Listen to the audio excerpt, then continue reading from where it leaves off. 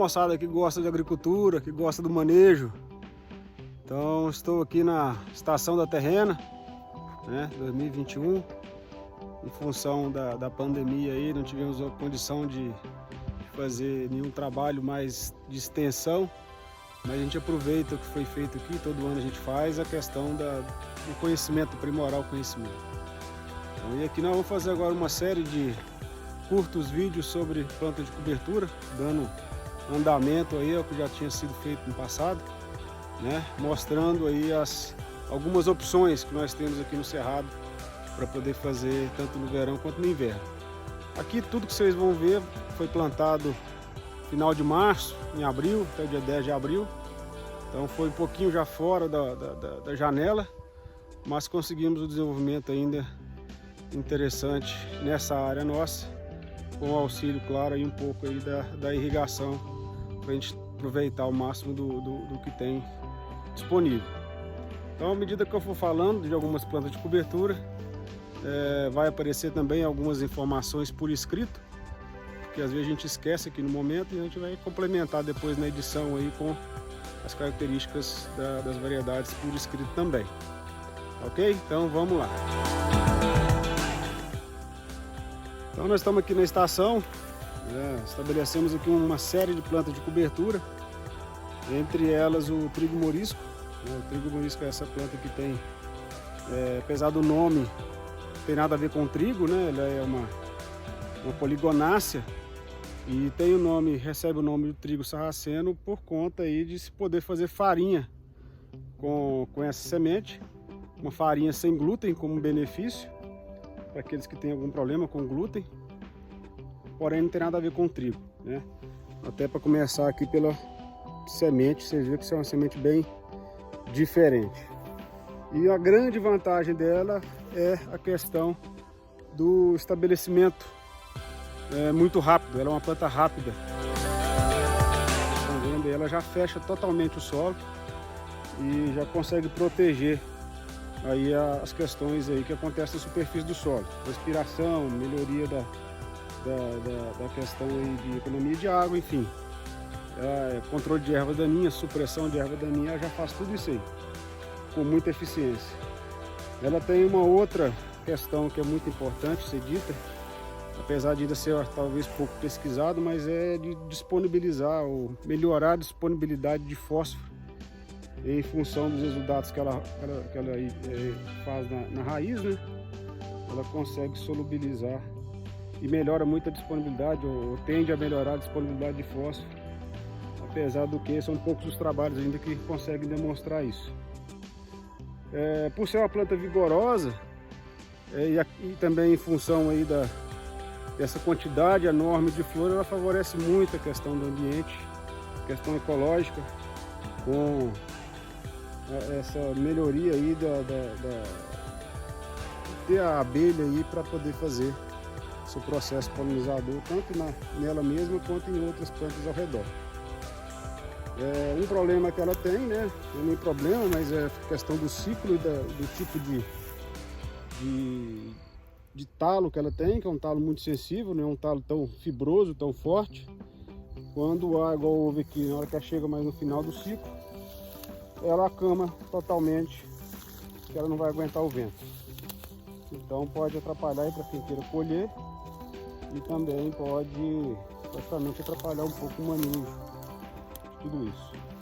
Mas é uma planta que entra como opção no inverno, uma planta muito rápida e pode encaixar muito bem no manejo de cada um em algum momento.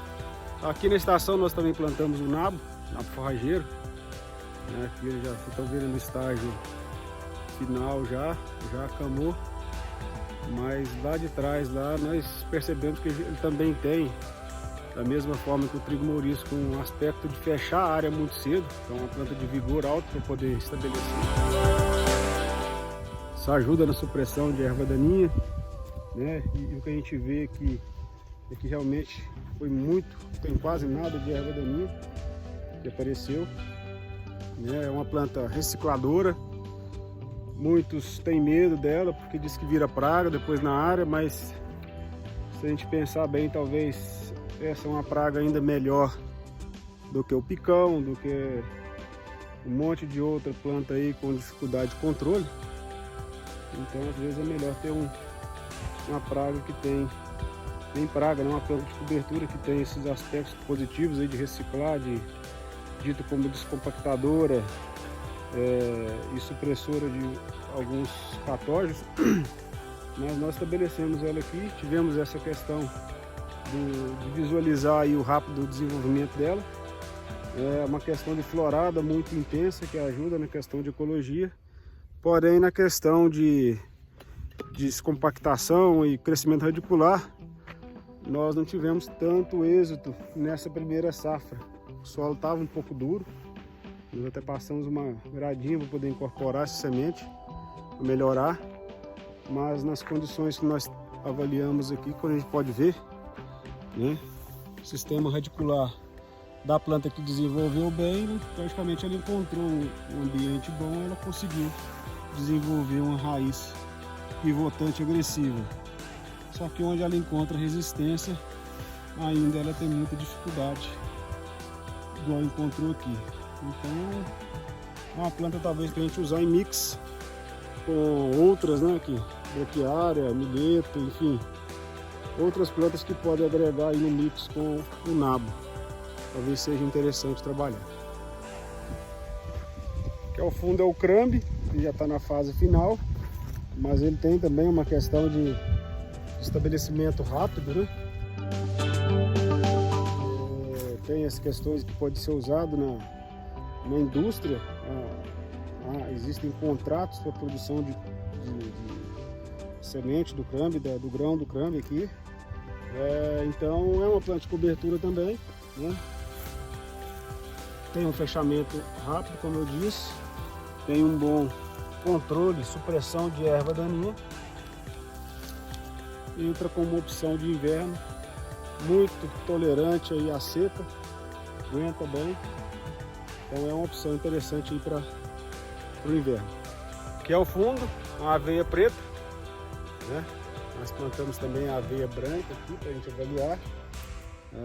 Tem como característica lógica aí uma questão de produção de massa, apesar de ser muito taluda, né? Muito talo, pouca massa verde, mas ela é bem usada aí na questão de manejo para o gado, né? Para alimentação.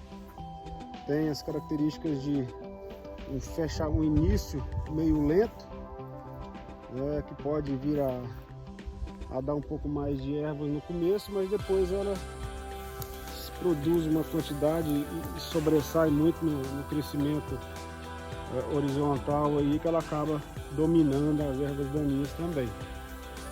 Então é uma planta que, para nós aqui plantada, ela veio até bem, a produção relativamente, uma planta que não acamou aqui, em relação a outras que a gente viu que acamou, e que tem suas características interessantes para ser trabalhada também aí, como uma planta de inverno, para quem queira principalmente produzir às vezes um feno, um alimento para o gado, cobrindo o solo, né? Então é uma opção.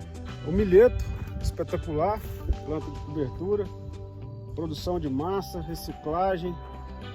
Então aqui nós temos aqui uma produção de massa não tão grande quanto é o potencial dele. Tem aí algumas questões de acamamento, como a gente viu, por ser uma área até de fertilidade melhor, mas que uma área dessa aqui seguramente a gente tem uma economia com o próprio KCl, né, o próprio potássio muito grande, em função da massa e da capacidade aí de ciclar o potássio do solo, entre outros. A gente fala muito do potássio, mas é uma planta que produz uma massa dessa, matéria verde, uma matéria seca dessa, com certeza aí ela vai reciclar uma série de outros nutrientes e principalmente deixar o solo protegido. Aqui nós estamos numa área do guandu forrageiro, muito lento para a época que foi plantada, né? Então não conseguiu produzir tanta massa. Temos algum probleminha aqui na germinação de algumas, mas não conseguiu fechar a área, então tem muita erva daninha. Ele tem uma característica interessante nas questões aí de supressão de patógeno. Porém aqui, pela época que foi plantado, ele não conseguiu um estabelecimento muito bom. mas já chama a atenção dele, no caso, uma raiz pivotante muito forte. Aqui até em relação em comparativo ao nabo forrageiro que a gente estabeleceu, aqui nós conseguimos uma constância de raiz pivotante mais profunda, que mostra que mesmo havendo alguma limitação, ele conseguiu ainda desenvolver, formar um canal aí que seja preferencial para as próximas culturas que vem pela frente. É uma opção, mas aqui para o inverno nosso aqui eu não consegui ainda, pela janela de plantio, conseguir um plantio mais eficiente. Tenho que melhorar isso aí. E vamos insistir e verificar as melhores condições de se plantar ele. Aqui ao fundo nós temos o tremoço branco, uma planta tipicamente aí usada no sul.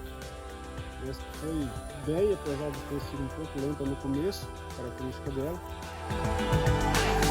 Mas que acabou que produziu relativamente a produção de massa boa, né? Tem as características de preocupação aí que a gente tem na questão aí de doenças, principalmente do mofo branco.